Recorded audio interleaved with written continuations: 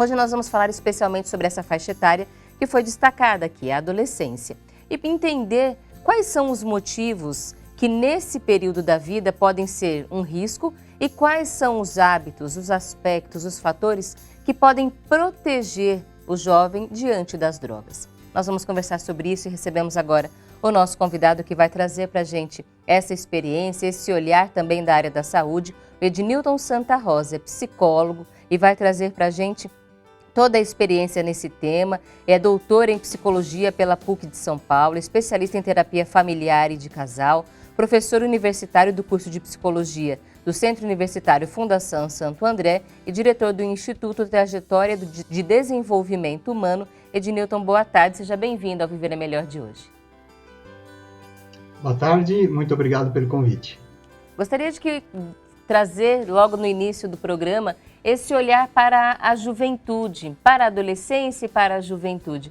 É uma faixa etária que a gente sempre associa ao desenvolvimento, às amizades, o jovem está ganhando o mundo, mas, por outro lado, a gente vê que quando se fala de saúde mental, é uma faixa etária muito vulnerável. Há uma incidência muito grande de transtornos mentais, de sofrimentos diversos relacionados a essa faixa etária. Quais são as características que levam a gente a isso? Bom, antes de mais nada, é importante a gente poder destacar que o adolescente, que está nessa faixa dos 12 aos 18, e hoje em dia a gente fala que até os 20 anos, tem estendido um pouco mais, vem de uma infância. Parece óbvio, mas a gente não pode perder isso de vista. E aquilo que nós somos na atualidade é o resultado do nosso histórico de vida. Então, é muito importante que os pais, desde cedo, tenham essa clareza. A formação da personalidade, ela é praticamente iniciada e finalizada na primeira infância. Então, por conta disso, a gente tem que tomar muito cuidado, com a maneira pela qual nós desenvolvemos nossos vínculos afetivos com as crianças. Hoje em dia, nós temos uma dificuldade um pouco maior do que nós tínhamos há um tempo atrás. Nós temos muitas opções, muitas escolhas. Então, a criança, ela vai crescendo, tendo essas escolhas, tendo essas possibilidades, e muitas vezes os pais eles não conseguem direcionar essas escolhas dentro dos seus próprios valores. É um problema sério que a gente vive na atualidade, Então, por mais que muitas vezes os pais tenham esses valores, eles querem reproduzir valores de vida para os seus filhos, eles acabam não conseguindo diante desse conjunto de elementos que nós temos hoje, internet, rede social, televisão, enfim, que vai fazendo com que essa relação de autoridade com a criança fique cada vez mais enfraquecida. E aí que você tem? A criança, na medida que ela vai crescendo sem a experiência de lidar com a autoridade do pai, da mãe, da família, do cuidador, ela vai ficar exposta a essas questões que são oferecidas para ela no momento em que ela tem uma vida mais expandida, que é o momento da adolescência, que deixa de ser criança, que ele começa a frequentar outros círculos e começa a ganhar um pouco mais de independência. Então, se ele não sabe lidar com questões de autoridade quando criança, no momento em que ele chega nessa fase da vida, ele vai se deparar com algumas situações.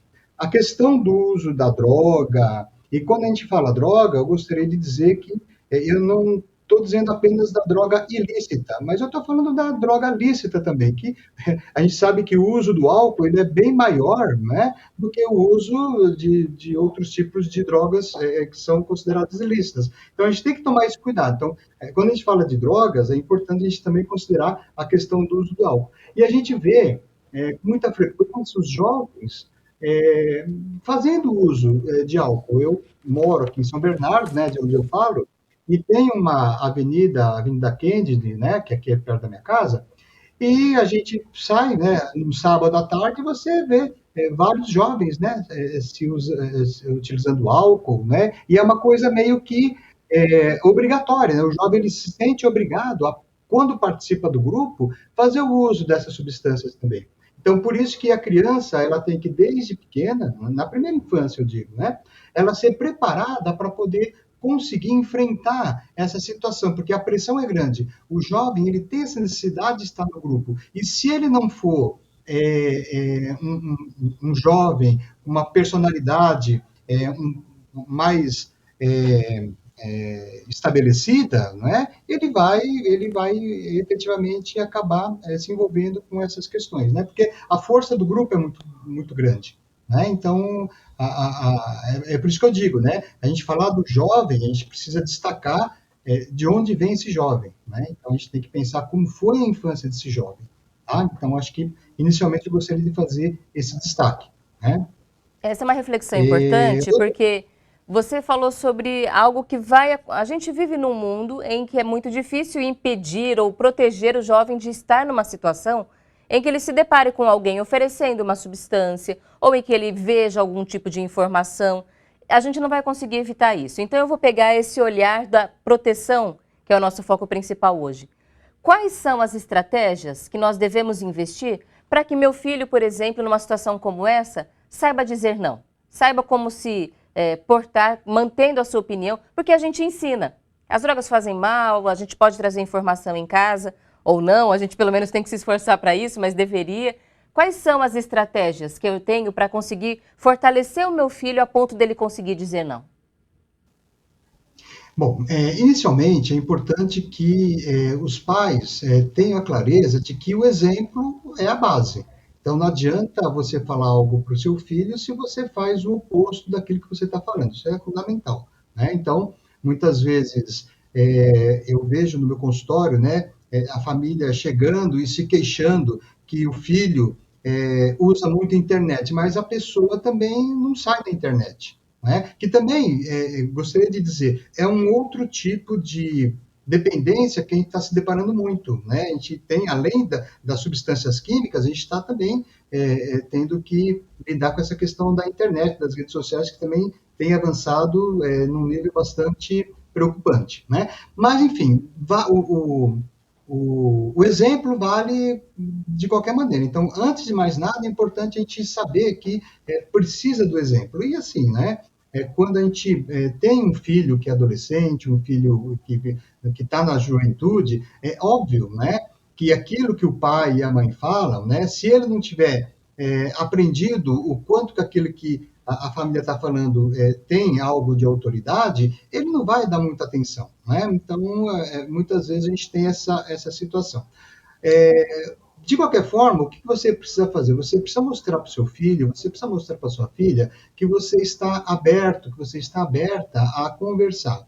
Porque é muito complicado, né? Por mais que a gente entenda essa dificuldade do uso das drogas, sejam elas lícitas ou ilícitas, né? A gente sabe que acaba muitas vezes beirando um pouco a questão da moralidade. E o jovem, se ele percebe que você está abordando uma certa questão numa perspectiva moralista, ele vai se fechar e não vai querer ouvir. Então, tem aquela questão que é fato, né? O jovem, ele está num momento de enfrentar as regras sociais, ele está num momento em que ele está buscando a sua identidade social. Então, se ele percebe que você está abordando determinada questão numa perspectiva moralista, ele vai tender a não querer te ouvir. A tendência dele é não te ouvir. Então, o que é importante? Os pais, as mães, os cuidadores de maneira geral, entender que o consumo de drogas, sejam elas lícitas ou ilícitas, é uma questão de saúde. Não pode ser vista apenas como um problema moral, é uma questão de saúde. E tendo em vista que os estudos mostram que o consumo dessas substâncias prejudicam o organismo, né?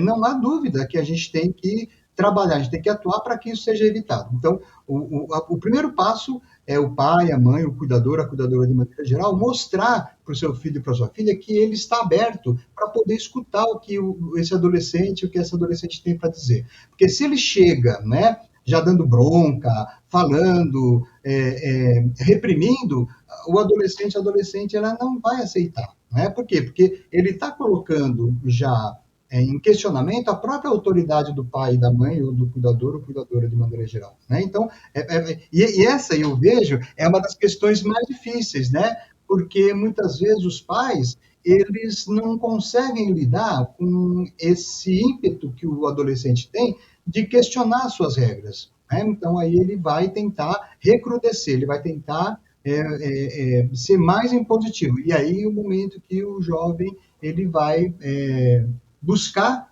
né, a força no grupo que ele tem, né? E tendo em vista que esse grupo está com o mesmo comportamento que ele, vai começar a dar outros tipos de ideias, outros tipos de conselho que vão na contramão daquilo que os pais estão querendo fazer. Então, antes de mais nada, a primeira coisa que a gente tem que fazer é aprender a ouvir, né? Aprender a entender o que o filho está passando, o que a filha está passando, aprender, entender que essa questão ela não se resolve apenas com uma bronca, não se resolve apenas com um sermão, isso é importante. E aí, às vezes, é a parte mais difícil que a gente tem mesmo para poder considerar. Essa é uma questão da família, né? Agora, veja, eu entendo que existe um esforço muito grande que deve ser realizado também, né, pelas escolas.